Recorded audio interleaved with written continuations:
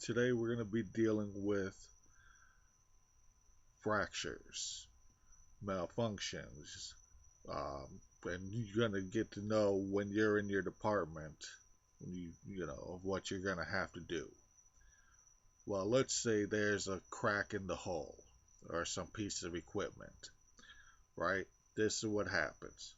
The security pilot inside the Enterprise, there are security lanes where the pilot can fly around, and let's call it a crane, and he'll go and scan the area.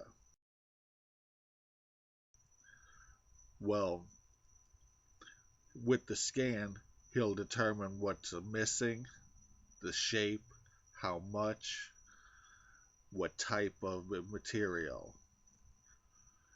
and the whole ingredients.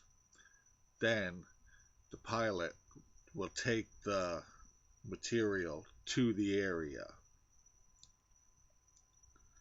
Right after it has been put in, they'll put it in, match it with all of it.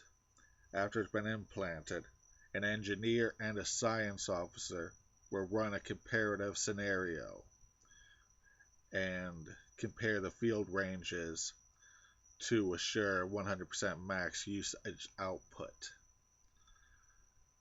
Basically saying that they will be going and matching, as these will show, to go and adjust all the knobs to make sure everything is in proper alignment. The engineer runs on the equipment. Is everything running properly? Is it all the material structurally sound? All the bolts tightened? All the things in the right position? You have the science officer there because they go into the other position and they go and make sure that all the field ranges are right, all the signatures, that the electricity's high enough, that there's no clog in the so as this one's working with the machine, this one's working with the electricity inside of it, and all they have to do is adjust it so that the red line matches the green line. And when they do that by following, as the picture shows, they can see where it breaks off, because this vessel is broke down like that. Each part has its own unit. This is the dilithium crystal, how they work. They allow you to see the exact spot where it's not quite, and where the clog is, let's call it. So the same thing goes for the communication field with the visual acuity for the comms. They're able to go and take the original template and look at it next to the problem template and adjust it accordingly with the science, the gold, or the red officers.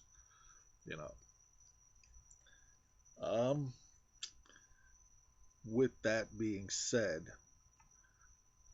the dilithium crystal core is a very advanced skill set, and only the chief of engineering is complimented on being proficient in that.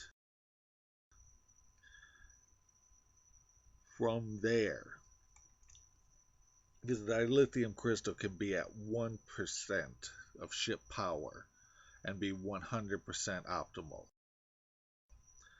The dilithium crystal core isolinear chips. The dilithium crystal core isolinear chips. It's one setup for every department, for the full ship display. So that as you're going into your station's computer console, you go into their display BIOS, you're able to see the entire thing, equipment controls, all the way down to circuit controls, station hardware standings, everything.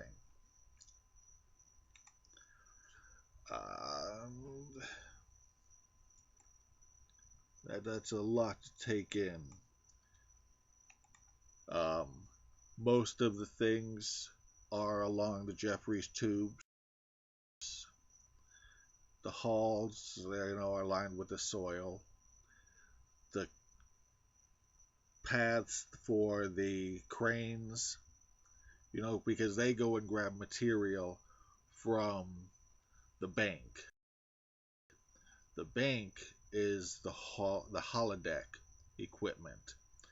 Now, the holodeck works by going around the universe, basically, and taking little bits here and there.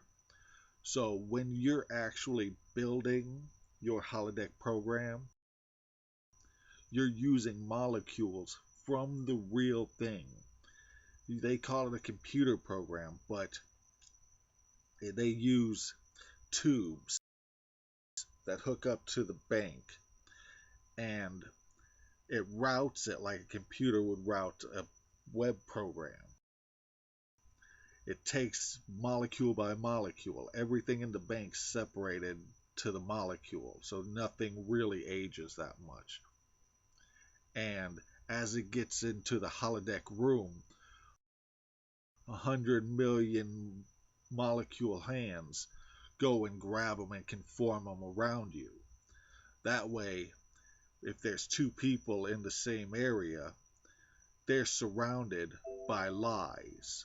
You're never really looking at the other person. You're looking at a holographic representation of the person through just regular computer window screen stuff. You're standing on a conveyor belt, so you're able to run. And as you're both running, standing still, running in opposite directions, the molecules are flipping with the preset program, allowing basically when you go into your home quarters, your living quarters, you can have a 5-story mansion with, even though it's only roughly a 300 square foot room. A room, a bathroom, and a kitchen and a bedroom. But you can design it to encompass as much as you want. Just whether or not you choose to have the environmental hardware involved. Now, these cranes, we use the same thing. They'll take the scans from what's missing and go to the dock. The arms will come out, grab the pieces they need, and drive it back. And we'll call that a day today, because there's a lot that can be learned from that. Because that's what the replicators are, the same principle. They're all stored in our same thing. And as we use our replicator for food, we also, this is it's a whole real thing, how we don't need to go and rip one planet apart. We can take pieces that, they use more than it, and they would never even know what's 5 pieces of sand off every planet. I mean, for real, the Enterprise is 30 stories tall, 30 stories wide, and 35 stories long. And like I said, it legitimately has a lot of open space. I believe in having 3 stories open for air, breathing room, because the real problem with it is it's a submarine in outer space, and claustrophobia is not something you want to deal with. So you need the real plants there. You can form the plants in the holodeck. You'll smell them. We've taken, oh, our SP mode time. It's how we go and know what the holodeck and the replicators are. Well, crash course. We got into the dilithium crystals. We got into the engine core. So now we're going to deal with our sensor grid. Our sensor array is an entire replica of our fleet. Basically saying that as our chief comm officer is sitting there, he has an entire fleet of, our Opal station, our Fleet Admiral station, her command ship, the Enterprise, all of the 12 ships.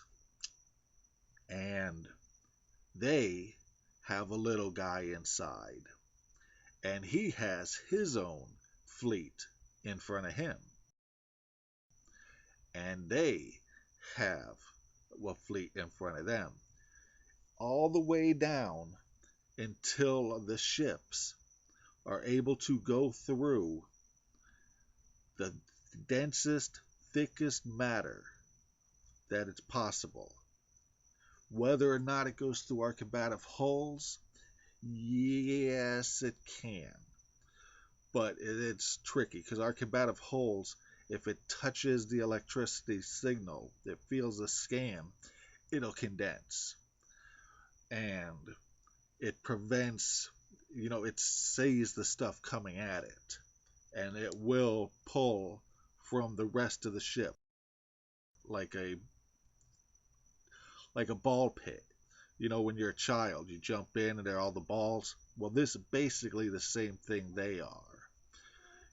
Have you ever watched Harry Potter? The lock at Hogwarts, or Grimwarts, whatever it's called, the bank. And they're all interlocked with each other, making it so that they can't go through. Well, the ships are so small, and they have the range just like as if the real one. But each one, since it's smaller and smaller and smaller and smaller. Now, they go and control with the same prime directive. They are just as we are. The engineering goes and scans the engineering stuff. They don't necessarily fix anything. When we go into SP mode, our ships will go and run the messages. We use the universal translation apparatus, our our communication net, just because that's the prime directive. We don't let people know what we have. We don't let them know how good we are. But these ships go and do that. It's just like our cloaked ships. We know about them because when we're going and studying a new species that isn't developed yet, we go there, put a little outpost on the planet, cloak it, never have anything to do with them. Because we're there to learn their language. We're there to learn their weaponry. We're there to learn their psychology, all of it. And this way, we don't need to use the universal. It helps with the universal translator. Because there's 2 points here. And it all really involves not letting them know. But a universal translator, the best way to do it while remaining without SP clearance is body movements. You're able to go and take pictures of things and actions, and as you're communicating with this new species, you're able to use the body pictures as a translator, and they will understand it. Now, yes, because you don't really want to know you know their language, because if it's a smart species, it's going to wonder how you know it. So, just like pictures, you can't always use pictures of them because, well, it's supposed to be first contact. Now, with that being said, the ships can go into our smallest molecules and go fly around, and they end up recording everything. So our holodeck and replicators, when they go and put the tree back together, it'll be a tree. It'll smell like a tree. It'll feel like a tree. It will be a tree.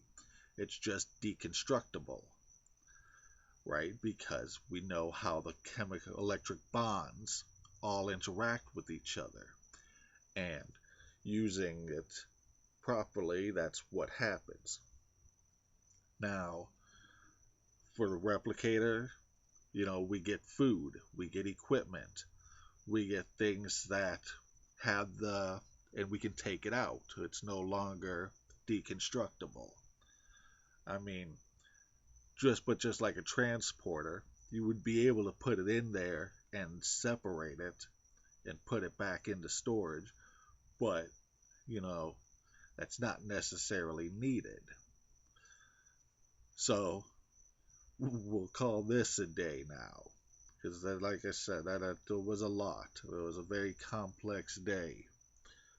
But, yeah, that's how it works. The combative hull, our sensor array, and our holodeck. Y'all must be a fleet. Y'all must be bridge crew. Because there's some complicated stuff not many people in the universe even know. So feel honored.